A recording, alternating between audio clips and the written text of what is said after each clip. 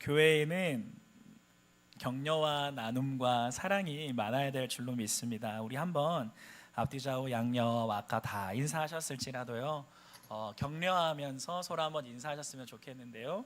오늘 하루도 고생하고 계십니다 라고 이렇게 인사하실까요? 시작. 네, 오늘 하루도 애쓰고 계시죠? 오늘 하루도 고생 많으십니다. 네. 성도 여러분, 기도해 주셔서 감사합니다. 2000년의 수련회 역시 정말 은혜 가운데 잘 끝났습니다. 강사 목사님들을 또 강사분을 초청해서 크리스천 청년으로서의 모습, 또 특히 연애와 성, 윤리에 있어서의 모습들을 또 배우는 시간을 가졌고요. 앞으로 크리스천의 직업관, 크리스천의 경제관 등등 이런 것들을 많이 교육해서 우리 동산교회의 이 청년회가 하나님을 사랑하는 청년이 될 수 있도록 이렇게 계속 나아가고 싶습니다. 그 가운데 정말 은혜 가운데 좀 따뜻함 가운데 너무나도 잘 끝났고요. 아마 영상은 다음 주에 이러한 활동들을 했구나 하고 보실 수 있을 것 같습니다. 다 성도분들의 기도 위에서 진행된 수련회였고요. 기도해 주셔서 너무나도 감사합니다. 오늘 설교를 이렇게 시작하고 싶습니다. 제가 대학원에서 공부를 하면서 프로이드란 사람은 인간의 무의식이라는 것을 발견한 사람이었는데요. 그 프로이드에 대해서 배울 때였습니다. 교수님이 들어오셔서 이렇게 하시는 거예요. 제가 배웠던 대학원은 교수님께서 들어오시면 늘 기도를 하시고 수업을 시작하시거든요. 교수님께서 들어오셔서 책을 딱 놓으시고 우리 다 같이 기도합시다 하고 이렇게 하시는데, 이렇게 기도하셨어요. 하나님, 오늘 프로이드라는 사람에 대해서 배웁니다. 저희가 이것들을 잘 배워서 성경으로 잘 해석할 수 있는 능력을 주시옵소서. 저희가 받아들일 것은 받아들이고 저희가 버려야 할 것은 잘 버려 사람을 살릴 수 있는 상담을 배울 수 있는 시간 되게 하여 주시옵소서 라고 이렇게 기도하시면서 교수님이 이렇게 기도하시는 거예요. 하나님을 대적하여 모든 높아진 것들이 가득한 이 세상에서 저희는 이러한 지식을 배워 하나님을 위한 도구로 사용할 수 있게 해 주시옵소서. 다시 한 번 더요. 하나님을 대적하여 높아진 것들이 가득한 이 세상에서 저희는 이 지식을 하나님을 위한 도구, 사람을 살리는 도구가 되게 하여 주시옵소서라고 교수님이 먼저 수업 시작 전에 이렇게 기도를 하시는데요. 그걸 듣는 제 마음이 참 울컥울컥하고 감동이 되는 거예요. 내가 이 공부를 참 사람을 살리려고 시작했지 라고 하는 질서가 마음에 잡히는 거예요. 하나님이 대적하는 것들이 많아진 그 세상에서 나는 열심히 공부해서 전문성을 키워서 사람을 살리는 사람이 돼야지 라고 하는 마음이 잡히는 시간이었습니다. 여러분, 제가 질문을 하나 하겠습니다. 이 말을 누가 했는지 혹시 아십니까? 누군가 망상에 시달리면 정신 이상이다. 그러나 다수가 망상에 시달리면 그것은 종교이다. 특히 기독교이다. 다시 한 번 더요. 한 명이 망상에 시달리면 정신 이상이다. 그러나 다수가 망상에 시달리면 그것은 종교라고 한다. 이 말을 혹시 누가 했는지 아세요? 지금 옥스퍼드 대학을 나와서 지금 현대 과학계의 흐름을 주도하고 있는 리처드 도킨슨이라는 학자가 있습니다.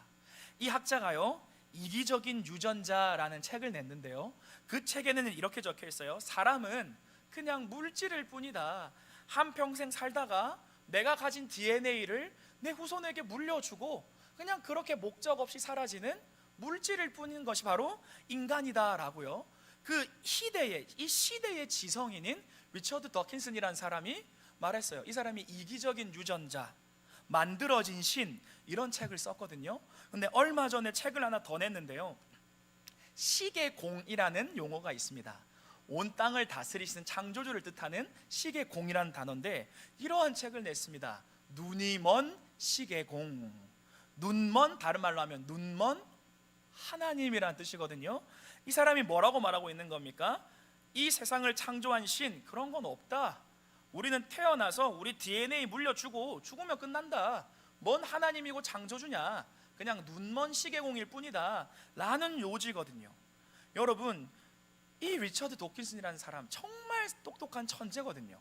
근데 그 지식을 지금 하나님을 대적하여 높이 쌓고 있는 거 아닙니까? 여러분, 스티븐 호킹이라는 사람 아시죠? 돌아가셨지만 루게릭병 때문에 일평생 휠체어를 탔지만 블랙홀에 관해서, 물리학에 관해서 희대의 천재 아니었습니까? 근데 그 사람이요, 하나님은 없다라고 공언하지 않았습니까? 여러분, 이 시대의 지성을 주도하는 사람들이 이렇게 주장하고 이러한 사람 밑에서 많은 제자들이 나오고 있거든요. 여러분, 이렇게 시대의 흐름은 하나님을 대적하여 높아지는 것 같습니다. 큰 물결이 치는 파도가 앞에 있는 것 같습니다. 그렇다면 여러분, 이 부산, 그것도 금정구, 그것도 서동이 한 구석에서 저희는 어떻게 할 수 있을까요? 저희가 어떻게 한들 그것이 영향이 있을까요? 우리는 어떠한 마음으로 살아가야 하는 걸까요? 하지만 여러분, 저는 저와 동산교회 성도 여러분 모두가 이것을 굳게 붙잡기를 소원하는데요, 그것은 하나님은요, 다수가 있어야 일을 하는 것이 아니라 하나님 앞에 순종하는 한 사람만 있으면 되는 줄로 믿습니다. 하나님은요, 하나님 말씀에 순종하는 소수가 있으면 되는 거예요. 수많은 이스라엘 백성이 있어야 되는 게 아니라 하나님의 음성을 듣는 모세이면 충분한 거예요. 하나님의 음성을 듣고 그 앞에 기도하는 여호수아면 충분한 거예요. 여러분, 이 시대의 흐름을 우리 동산교회가 바꿀 수 있다, 잘 모르겠습니다. 하지만요, 저희가 비록 이 부산 이곳이지만 하나님의 마음에 순종하는 소수로 존재할 때 하나님은 반드시 저희의 기도를 사용하실 줄로 믿습니다. 이 동산교회에서 시대를 책임질 다음 세대 나올 줄로 믿습니다. 오늘 그러면 하나님을 사랑하는 소수는 어떠한 사람들인지 두 가지로 잠깐 보고 마치고 싶습니다. 여러분, 하나님을 사랑하는 소수는요, 첫 번째, 생각을 지키는 사람들입니다. 한번 따라해 볼까요? 생각을 지키는 사람들. 그렇습니다. 생각을 지키는 사람 이꼴 하나님을 사랑하는 소수인데요, 여러분, 하나님을 대적하여 높은 지식을 쌓는 그 리처드 더킨슨과 스티븐 호킹, 이런 사람들이 처음부터 하나님을 무시하고 싫어했겠습니까? 아닙니다. 어디에서 무너지고 어디에서 실패했습니까? 그들의 생각, 그들의 마음을 하나님 앞에 복종시키는 데 실패한 것 아닙니까? 여러분, 성경에 뭐라고 나와 있습니까? 그들이 완악하여져서 그들의 마음에, 곧 그들의 생각에 뭐 두기를 싫어하며? 하나님 두기를 싫어하며 하나님이 그 정욕대로 어떻게 하셨다? 내버려 두셨다. 하나님의 심판은 화산이 터지고 번개가 치고 우박이 내리는 게 아니라요, 그 부끄러운 정욕 가운데 내버려 두시는 것, 이것이 하나님의 무시무시한 심판 아닙니까? 하지만 여러분, 하나님의 마음을, 즉 하나님의 마음이 가득한 그 생각을 지키는 사람들이 있거든요. 여러분, 오늘 오전 예배 때 담임 목사님께서 다윗에 관해서 설명하시면서 하신 이야기를 여러분께서 기억하시는지 모르겠습니다. 다윗이 가장 침체에 빠졌던 순간이 아마 언제였을 거라고 말씀해 주셨죠? 밧세바를 범한 그 순간이 아니었을까. 여러분, 그렇습니다. 다윗은요, 그 초목에서 하나님을 찬양하는 그 사랑의 세레나데를 부르던 남자였거든요. 여러분, 혹시 MBTI라는 거 들어보셨어요? 이게 청년 사이에 확 유명한데 그 F 기질의 끝판왕이 다윗 아니었습니까? 하나님 생각할 때 눈물 도로로로 흐르고 그 목초지에서 하프 치면서 하나님 기다리고 이랬던 사람이 다윗 아니었습니까? 그런데요, 어느 날 그 다윗에게서 찬양이 사라지는 사건이 발생했습니다. 무려 1년 동안이요. 1년 동안 다윗의 입에서 생명력 있는 찬양이 나오는 것이 막아졌던 적이 있어요. 여러분, 저희가 찬양을 해도 그냥 노래처럼 부르는 찬양이 있고 정말 우리의 마음이 쏠리는 찬양이 있잖아요. 생명 가운데 부르는 찬양이 있잖아요. 예배가 들어가지는 경우가 있잖아요. 그런데 어느 순간 이 생명이 사라진 적이 있었단 말이에요.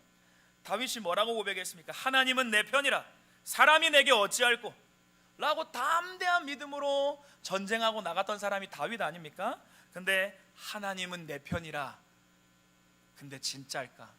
하고 마음 한구석에서 죄책감과 수치심, 불안함이 올라와서 그것대로 1년 동안 경험했던, 정말 침체에 빠졌던 그 시기가 다윗에게 있었거든요.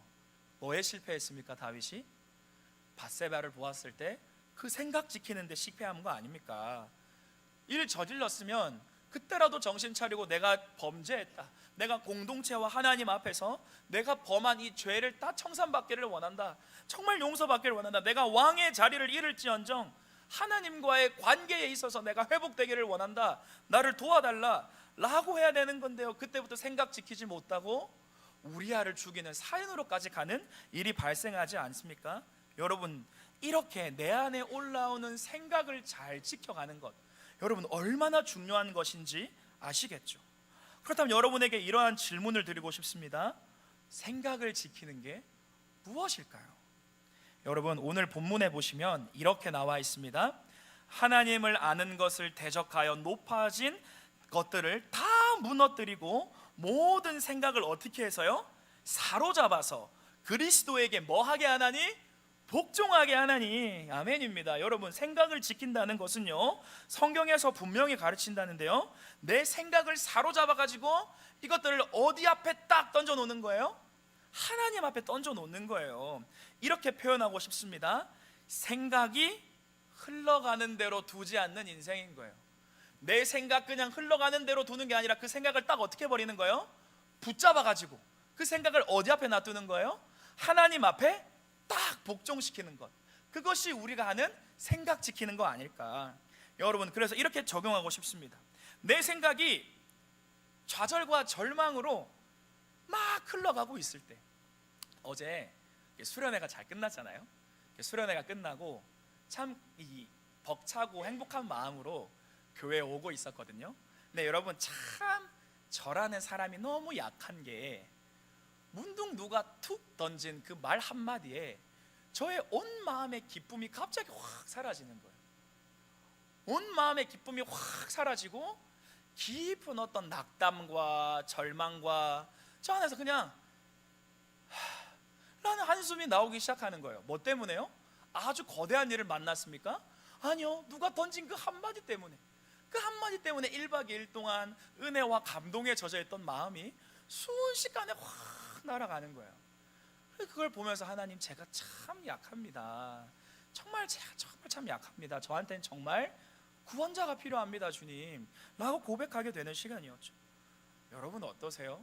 우리의 생각이 절망과 좌절로 막 치달아가고 있을 때, 남의 눈빛 하나에, 남의 행동 하나에, 남의 말 한마디에, 나의 죄책감 때문에 오랫동안 기도해도 변하지 않는 것 같은 여러 상황을 볼 때에 지쳐서 마음과 절망으로 가고 있을 때, 여러분 그것을 그냥 두지 마시기를 바랍니다. 어떻게 해야 되는 거예요? 그 마음을 딱 붙잡아가지고 어디 앞에 갖다 놓는 거예요? 하나님의 말씀 앞에 딱 갖다 놓는 거예요. 그러면서 이렇게 고백할 수 있죠. 오늘은 눈물로 밤을 지새더라도 내일 아침에 나로 찬양하고 기쁘게 하실 수 있는 분이 누구시다? 하나님이시다. 어찌하여 내 영혼아 낙심하는가? 너는 하나님께 무엇을 두라? 소망을 두라 라면서 그 말씀 앞에 우리의 생각 딱 어떻게 하는 거예요? 갖다 놓는 거예요. 여러분, 진짜 이게 영성 아닐까요? 진짜 이게 실력 아닐까요? 생각이 미움과 분노, 억울함, 힘듦 이런 걸로 치달아 갈 때 그것을 말씀 앞에 딱 갖다 놓는 거예요. 내 마음을 다 아신다는 그 하나님의 말씀 앞에. 그럼에도 하나님의 방식과 하나님이 기뻐하시는 바는 용서와 이해, 사랑이라는 것 앞에, 그것이 인정이 안 돼서 들끓는 그 마음속에 나라는 존재가 하나님 앞에 먼저 용서받고 용납되었다라는 그 사실, 내가 먼저 하나님을 사랑한 것이 아니요 그가 먼저 나를 사랑하사 내가 먼저 그 사랑받고 있다는 사실 앞에 딱 갖다 놓고, 하나님 도저히 제 힘으로는 용서할 수 없습니다. 하나님 도저히 제 힘으로는 미움을 끊어낼 수 없습니다. 근데 내 생각 하나님 앞에 복종하길 원합니다 하고 갖다 놓는 거죠. 외로움과 공허함으로 나의 생각이 달려갈 때 다시는 너희를 종으로 부르지 않고 너를 친구라 부르겠다 라고 하신 그 주님의 말씀 앞에 갖다 놓는 거예요. 진실한 내 친구 예수님, 온 마음으로 나를 환영하시는 나의 환영자, 그 말씀 앞에 나를 던져 놓는 거예요. 내 작은 생각과 공동체의 덕이 부딪힌다면 공동체의 덕을 위해 기꺼이 그 생각 내려놓고 포기하는 거예요. 내 작은 생각보다도 하나 됨에 소중함 아는 교회. 하나님, 내 생각보다 교회의 하나됨이 더 소중합니다. 내 뜻 아니라 주 뜻 이루어지기를 소망합니다. 하면서 하나님 말씀 앞에 딱 여러분 그 과정 다 겪으셨잖아요. 우리 여러분, 우리 어른 성도 여러분들, 청년들은 그런 걸 이제 겪고 있겠지만 여러분 인생마다 인생의 질고를 하나님 앞에 다 던져 놓으시면서 여러분 말씀 새롭게 생각 새롭게 되면서 여러분 겪고 오셨잖아요. 그 경험 여러분 문득 다 겪고 오시지 않았습니까? 여러분 우리에게 너무나도 좋은 모델이 있습니다. 그분이 누구십니까? 예수님이에요. 요한복음 중간에 보시면 우리 주님께서 눈물로 기도하십니다. 하나님이 십자가의 짐이 너무나도 무겁습니다. 내 잔을 옮길 수 있다면 옮겨주시기 소원합니다. 그런데 그 주님의 기도는 뭐로 끝납니까? 그러나 내 뜻대로 마시고 아버지의 뜻대로 하여 주시옵소서. 하나님의 뜻이 이루어지게 하여 주시옵소서. 하나님의 말씀이 승리하게 하여 주시옵소서 라는 기도로 끝나지 않습니까? 여러분 흘러가는 대로 두지 않고 그 생각 붙잡아 하나님의 말씀 앞에 뭐 하는 거요?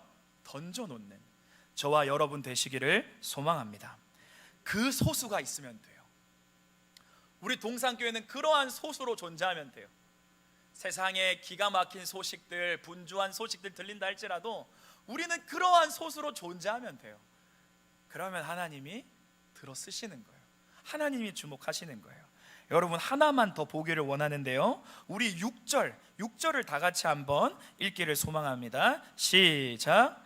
너희의 복종이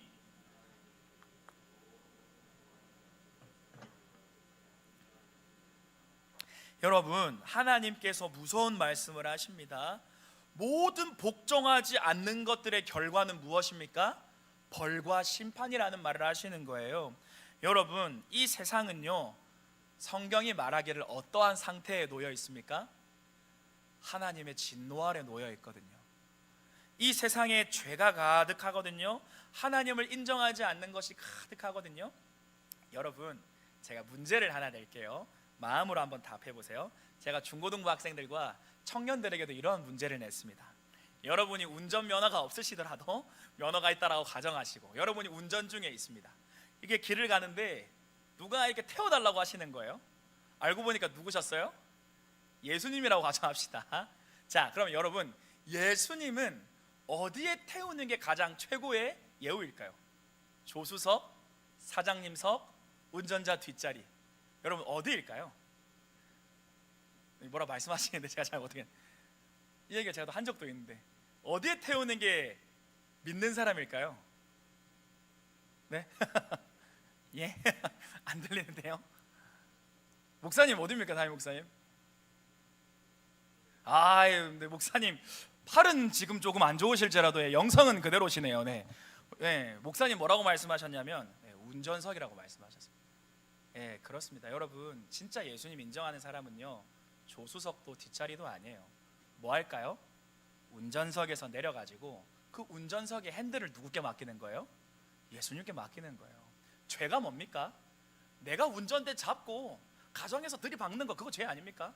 승용차로 만들어놨는데 범퍼카가 돼가지고 내가 운동제 핸들 잡고 내 배우자한테 들이박고 나의 부모님한테 들이박고 저 같은 경우는 사역하면 청년한테 들이박고, 예? 여러분 이게 죄 아닙니까? 내게 핸들을 잡고 내가 막 인생 내가 주체하겠다.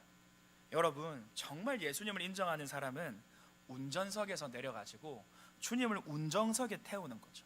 여러분 그런데 이 세상은요, 각자가 운전대를 다 잡고 있는 거예요. 여기저기 들이받고 있는 세상입니다. 이러한 세상을 성경에서는 하나님의 진노 아래 있다라고 표현하곤 합니다. 근데 여러분 언젠가는 우리 주님 다시 오십니다. 아멘입니까? 아멘. 우리 주님 다시 오세요. 처음에는 마국간에서 오셨어요. 근데 이제는 구름 타고 온 땅의 왕으로 오실 거예요.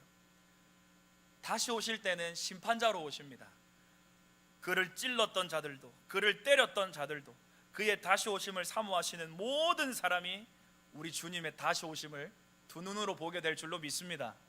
그때 우리 주님 다시 오셔서 망가졌던 이 세상 새롭게 회복하실 줄로 믿습니다. 이걸 믿는 사람이 그리스도인 아닙니까? 그런데 우리 주님 다시 오실 때 어떻게 오신다고요? 심판자로 오시죠. 하나님의 진노 아래에 있었던 그 세상은 심판당할 겁니다. 그럼 여러분 여기에서 심판을 당하지 않는 비결이 있어요. 무엇일까요? 내가 심판당하는 세상에 속해 있지 않으면 돼요. 세상과 구별당하면 돼요. 세상에 속해 있는 사람은 세상과 함께 심판을 당하겠죠. 하지만 세상에서 옮겨져서 주님께 속해 있다면 심판당할 일은 없겠죠. 여러분, 그렇습니다. 지금 이 세상은 복종하지 아니하고 높아졌기 때문에 하나님의 진노와 심판을 기다리고 있습니다. 아니요, 이미 심판 받아가고 있다라고 로마서에서 말하고 있죠. 그런데요, 여러분, 예수님을 믿는 우리, 특별히 오늘 버전으로 내 생각을 주님의 말씀 앞에 던져놓고 주님의 말씀 앞에서 항복을 선언하는 우리에게는요, 이러한 진노와 심판이 아니라 생명 기다리고 있다, 은혜 기다리고 있다 라고 하는 게 오히려 이 6절의 분명한 말씀, 다른 버전 아니겠습니까? 여러분, 한 가지 기억하기를 소원하는 건요, 예수님을 믿는 것은 천국 가는 티켓이 아니라요, 그것도 맞습니다. 근데 죽어서 천국 가는 티켓이 아니라 이 땅에서 하나님 나라 맛보는 티켓인 줄 믿습니다. 천국은 멀리 있지 않습니다. 이 땅에서 내가 맛보고 누릴 수 있는 게 천국이에요. 이미 이 세상에 하나님 나라가 왔다, 이미 임했다, 귀 있는 자는 듣고 누린다 라는 게 천국 아닙니까? 여러분, 진짜 행복, 오늘 오전 예배와도 조금 이어지는 것 같은데요, 진짜 행복과 생명은 하나님 앞에서 내 생각 깨어질 때 있는 줄로 믿습니다. 말씀 앞에서 항복할 때 진짜 그때 생명이 있는 줄 믿습니다. 성도 여러분, 그리고 저에게 하는 말입니다. 우리 이 시간 하나님의 말씀 앞에서 항복하는 저와 성도 여러분 되시기를 소원합니다. 말씀 앞에서 깨어집시다. 말씀 앞에서 가다듬어집시다. 그래서 정말 주님이 주시고픈 그 생명, 정말 우리 주님이 주시고 싶은 그 풍성함 맛보고 살아가는 저와 여러분 되시기 소망합니다. 말씀을 맺겠습니다. 저는 이러한 결론으로 많이 말씀을 맺곤 합니다. 사람을 찾으십니다. 내 생각이 아닌 하나님의 뜻이 이루어지기를 갈망하는 그 사람을 찾으십니다. 내 생각 하나님 앞에, 하나님 말씀 앞에 던져놓고, 하나님, 내 생각 하나님께 드립니다, 내 생각 다스려 주시옵소서 라고 원하고 말하고 기도하는 그 사람을 찾으십니다. 저와 여러분 그런 사람 되는, 그런 동산교회 되는, 그래서 정말 이 세상에서 사명 감당하는 훗날 우리 모두 천국에서 만날 때요, 내가 동산교회를 이 소동에 세울 때 내가 뜻했던 바를 너네가 잘 감당해줬다, 내가 너를 그 가정으로 보낼 때 내가 기대했던 바를 너희가 잘 감당했구나, 내가 너를 그 일터와 사업장으로 보낼 때 내가 기대했던 바를 잘 감당했구나. 여러분, 이 한마디가 요한계시록에서는 뭐라고 나와 있습니까? 우리 눈에서 눈물을 닦아주시리니 다시는 애통이 없겠고 저주가 없겠고, 황홀하게 표현이 됩니다. 여러분, 그러기 위해서 오늘 내 생각 갖다 놓고 항복하고 하나님 앞에서 그 생명 누리는 저와 동산교회 되시기를 소원합니다.